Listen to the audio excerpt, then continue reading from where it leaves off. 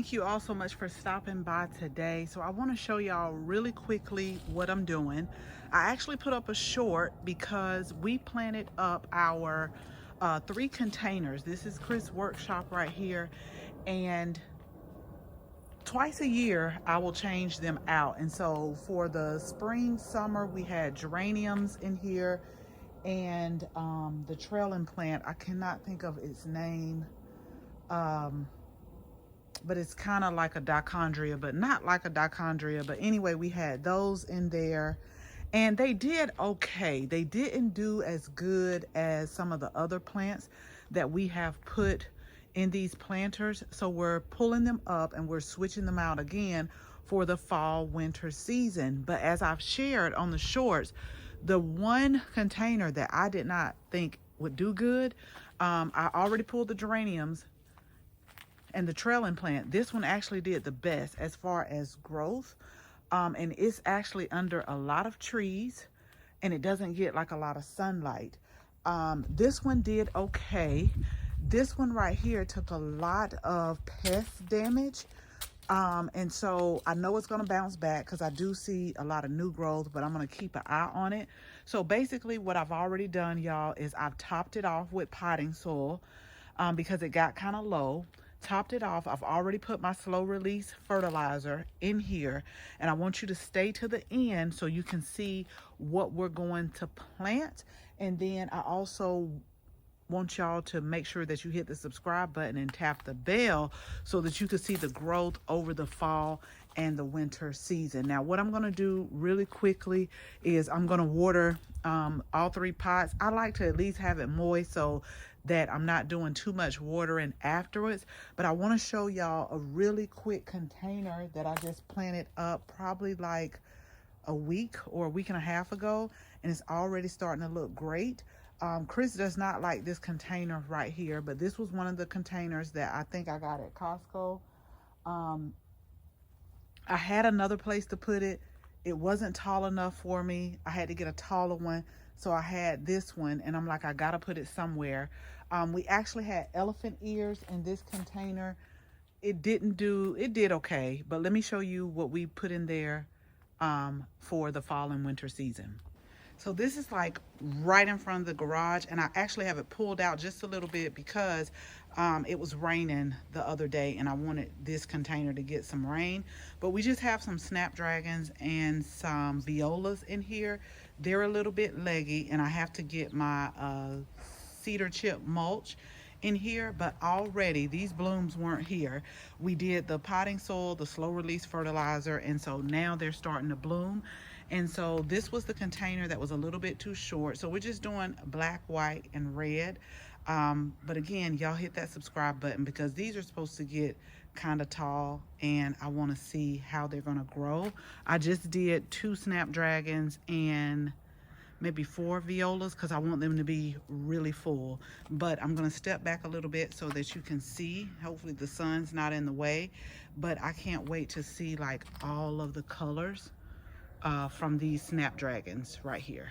Okay, y'all, so we got everything watered in, and y'all, I'm gonna just tell you, just when I felt like I was almost done or at a place where the garden was almost done, I went and bought more plants. So that's why we're filling these today. So let me get these planted up, and then I'll go over with you everything that we are going to use. All right, y'all, I got distracted. Chris distracted me because he started pressure washing, and I was like, there's no way I can finish filming. I was about to go inside, but I said, okay, I've already did like a bonus container. I'll show y'all that in a minute. And I was doing some other things, but this is what we have. So in the containers, in all of them, we have Dusty Miller. We have the white violas, pansies, white pansies. And then we have the red pansies. These didn't have a tag. It came as an 18 pack, but each one of them, they have reddish tones, but they're a little bit different. For example, and a lot of them I won't know the tone until they bloom. This one had a bloom on here, and then if we walk over here, this one so that you can see the difference, had a bloom on here as well. And normally this is what we put in our containers in the fall winter. So we're going to have red and white, the dracaenas, and then we'll have the whiteness of the Dusty Miller.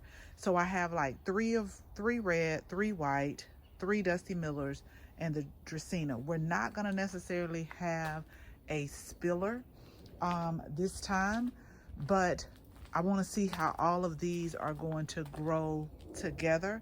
So again, make sure you hit the subscribe button. If I happen to find something that can spill, I may tuck it down in here, but I think I'm just gonna let them stay as is right now.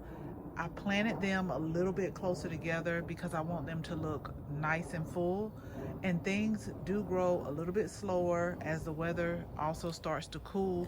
But one thing I know and that I've tested is that these will last us up until next spring, because the pansies, the Dusty Millers, they really love the cooler weather. Okay, so let me show y'all real quick while I was waiting for Chris to get done. I did plant, these are coronet purple dianthus. They have a lavender purplish color. They're really pretty.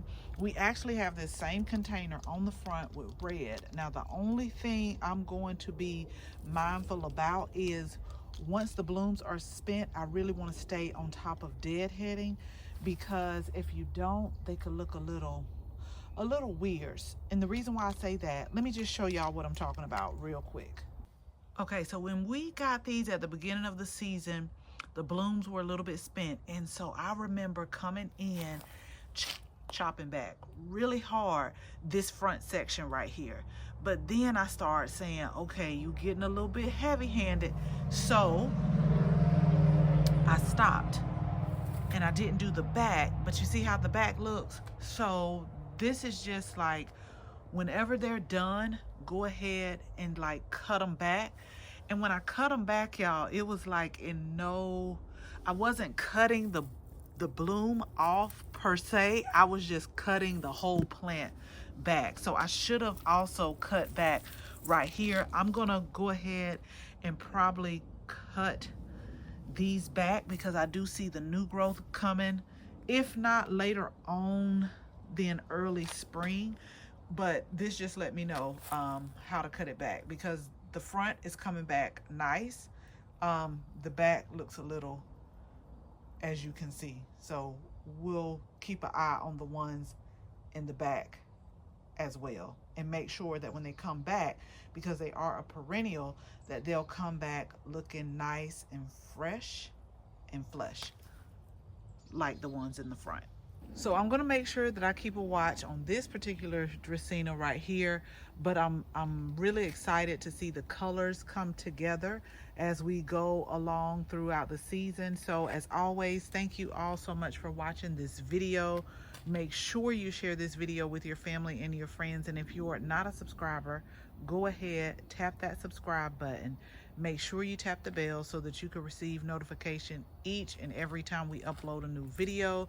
Again, thank you all so much for watching, and until the next video, bye bye.